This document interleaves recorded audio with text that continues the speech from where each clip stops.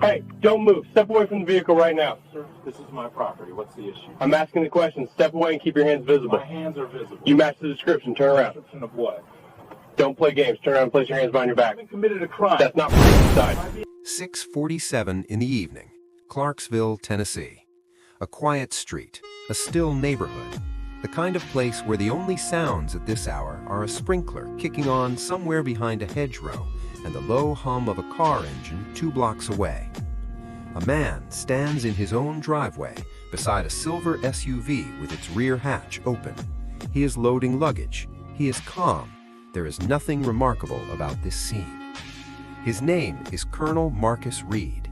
He is 52 years old. He has served the United States Army for 27 consecutive years, 3 combat deployments, 2 to Iraq, 1 to Afghanistan. He holds the Bronze Star with Valor, the Legion of Merit, a top-secret security clearance. He commands a brigade of 3,500 soldiers. That morning, he wears none of it. Dark jeans, a tan-collared shirt, a burgundy jacket with a small, worn U.S. Army patch on the left chest, the kind of quiet detail that only means something if you know what you're looking at.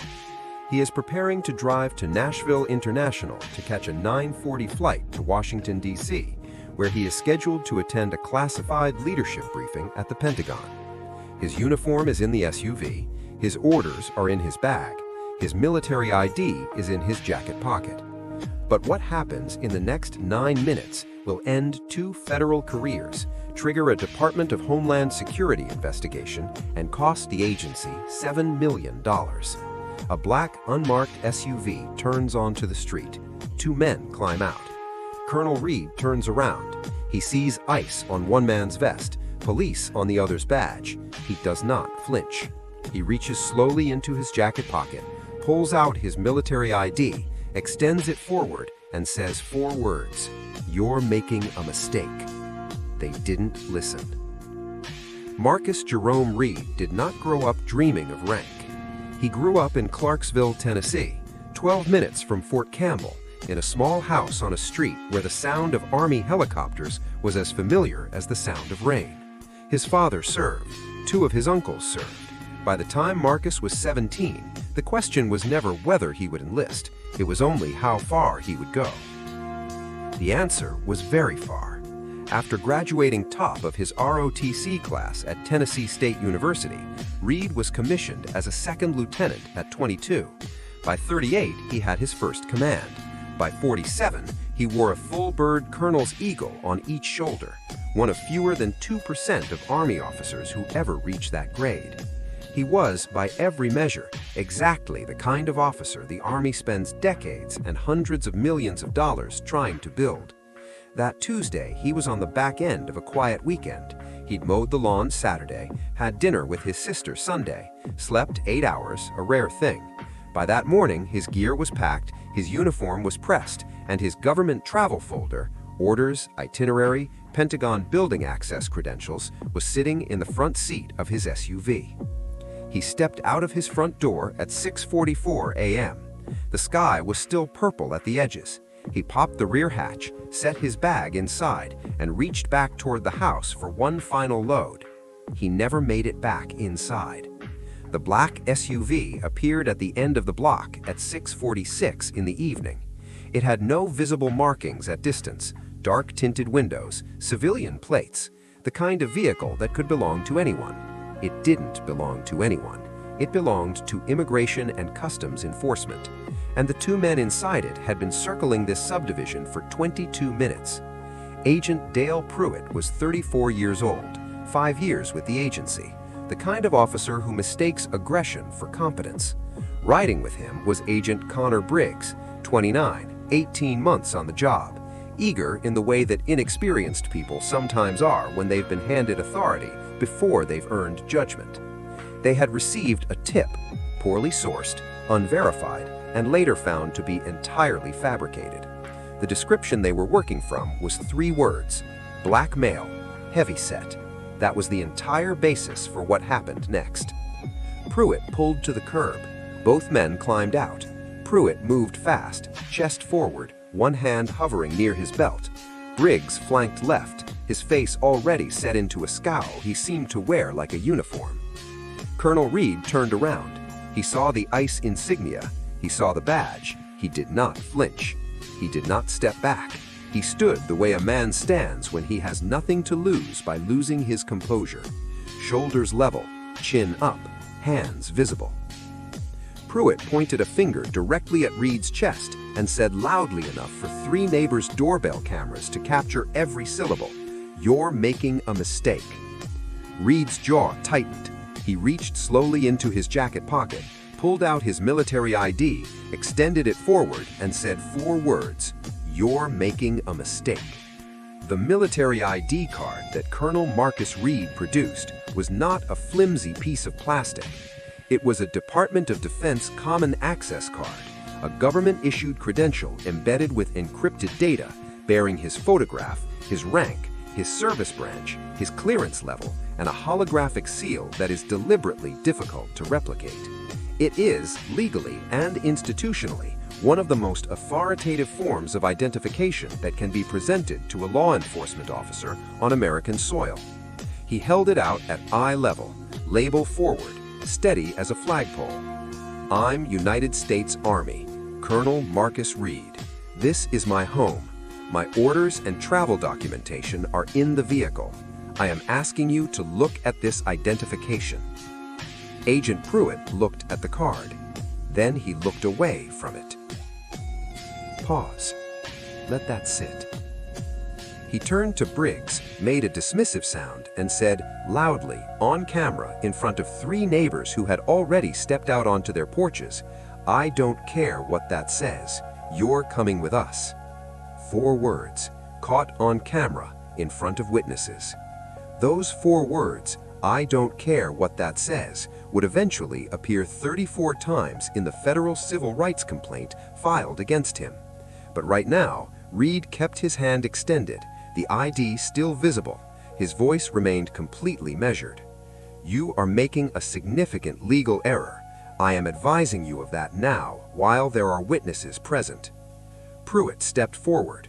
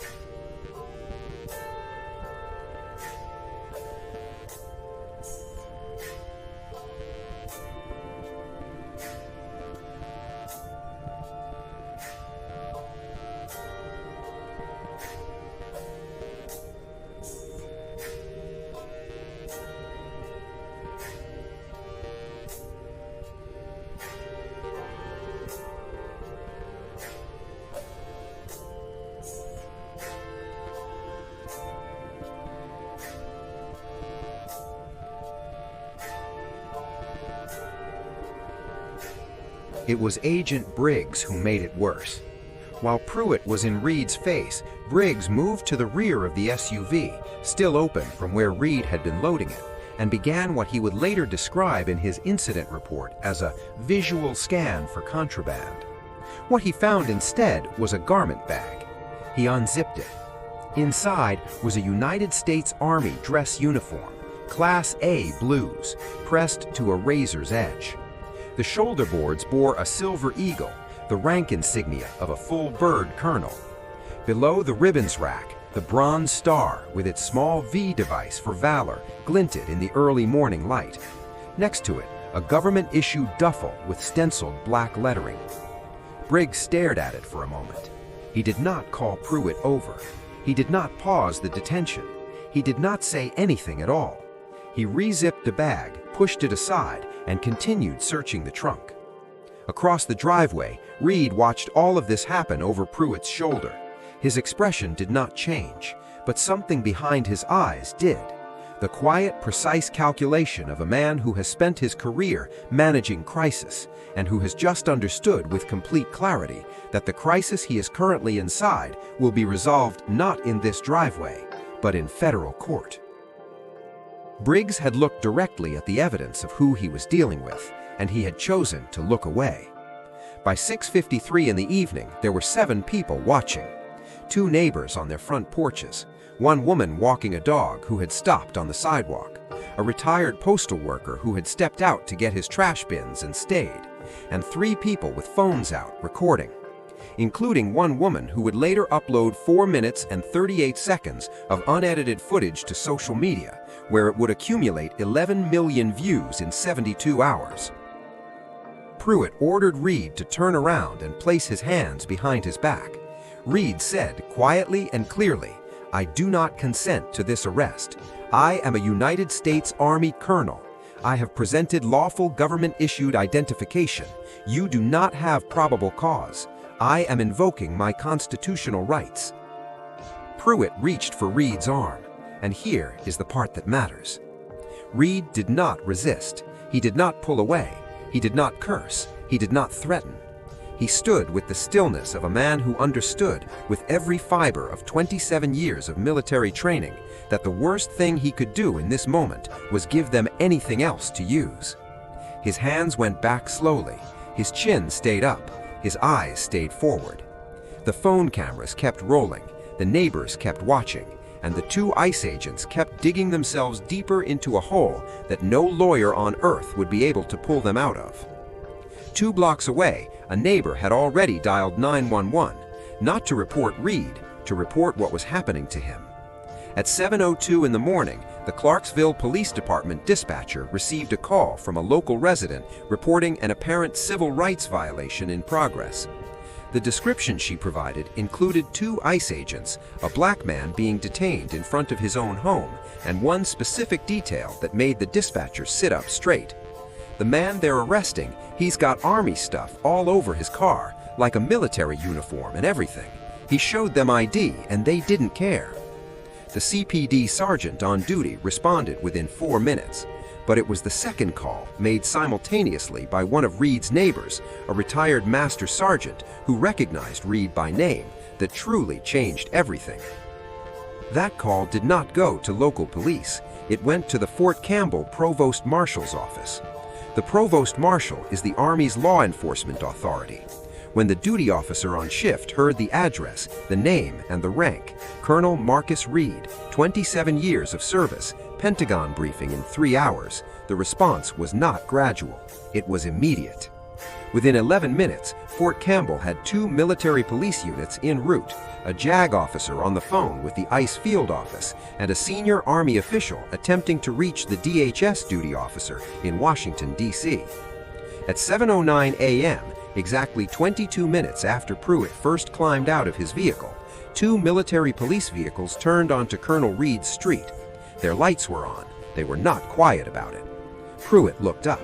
His face, captured clearly on 3 separate recordings, changed. The internal affairs investigation opened by the Department of Homeland Security was not the first time Agent Dale Pruitt's name had appeared in a complaint file. It was the 7th. Over his 5 years with ICE, Pruitt had accumulated 6 prior complaints, 4 from individuals alleging racially motivated targeting, 1 from a U.S. citizen detained for over 3 hours despite immediately presenting a valid passport, and 1 from a legal permanent resident who filed suit after Pruitt allegedly destroyed her green card during a street stop. None of those 6 complaints had resulted in disciplinary action. 2 had been marked unsubstantiated within 48 hours before any investigation had been conducted. For Briggs, the picture was different, but not better. Internal communications recovered during discovery showed that Briggs had, on multiple occasions, referenced arrest quotas in text messages, discussing which neighborhoods produced the most stops per hour and which demographic profiles were easiest to process quickly. The investigation did not find 2 rogue agents who had made a one-time error in judgment. It found a pattern, documented, time-stamped, undeniable. The footage from the driveway, all 4 minutes and 38 seconds, was reviewed by a former U.S. attorney who described the agent's conduct as, quote, a textbook example of willful constitutional violation. She noted specifically that Pruitt had been presented with lawful government ID and had verbally stated on camera that he did not care. That phrase, "I don't care," would appear 34 times in the civil rights complaint filed on Colonel Reed's behalf. Colonel Marcus Reed did not file suit immediately. He waited 11 days, long enough to return from Washington, complete his Pentagon briefing, and sit down with a civilian attorney who specialized in federal civil rights litigation and had previously won 2 landmark cases against federal law enforcement agencies. The complaint, when it was filed in the U.S. District Court for the Middle District of Tennessee, was 94 pages long. It named Agent Pruitt, Agent Briggs, their supervising field office director, and the Department of Homeland Security as defendants. It alleged violations of the 4th Amendment, the 5th Amendment, and 42 U.S.C. Section 1983. The government moved to dismiss. The motion was denied in its entirety. Depositions began 8 months after filing.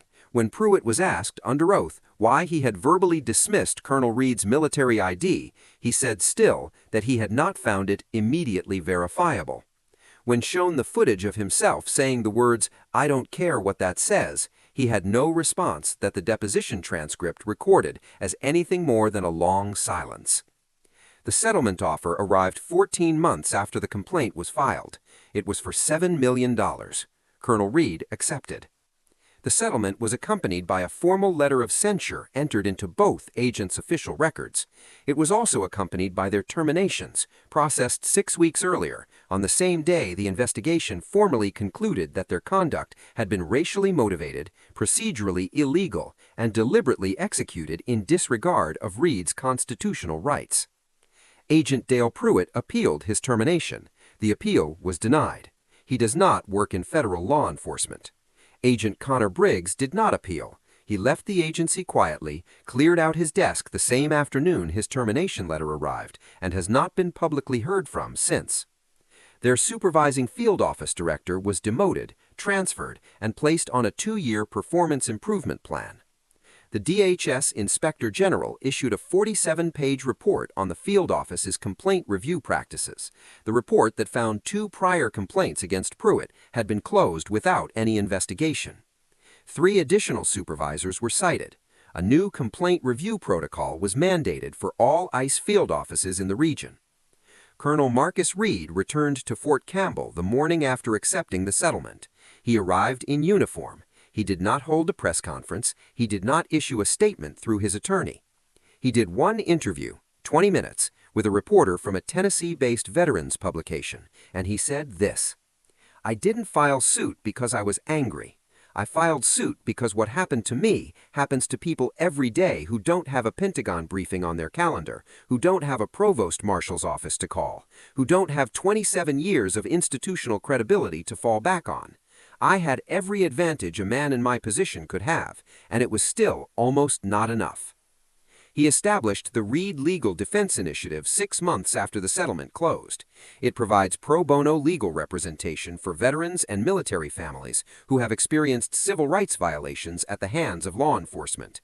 In its first year, the initiative handled 34 cases. it has never lost one. If this story moved you, if you think Colonel Reed's composure, his restraint, and his decision to fight back through the system rather than against it deserves to be heard, share this video, leave a comment, and if you or someone you know has experienced something like this, the information for the Reed Legal Defense Initiative is in the description below.